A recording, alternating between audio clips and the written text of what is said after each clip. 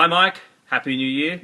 Welcome to Sydney, the home of the 5th Test match and the final Test match of the Australian summer.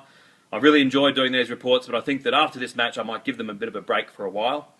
I've got tickets to attend day 4 of the match, such as the demand, even when I think back in August tried to book them, days 1 through 3 were already sold out.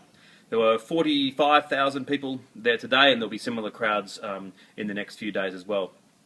Boyd Rankin, a guy from Belfast, was selected to make his debut for England today, and Twitter was abuzz with the fact that this is the 11th Irishman to play Test cricket, and a lot of people were saying, let's hope that the next 11 Irishmen who play Test cricket do so with shamrocks on their chest.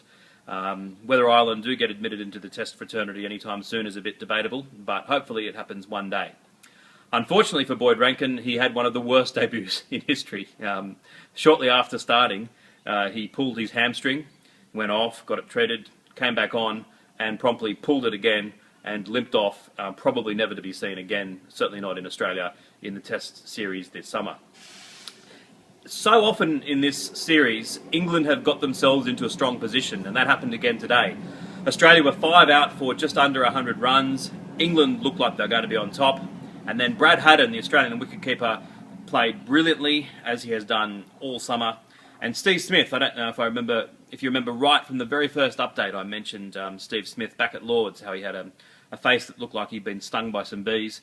I shouldn't be so disrespectful because he scored another century today. He may well end up being an Australian captain of the future.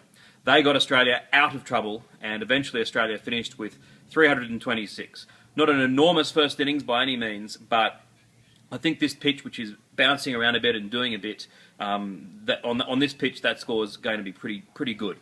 And to make matters worse for England, right at the end of the day, they had a little bit of time to bat, and they lost an early wicket. Michael Carberry was out very early on.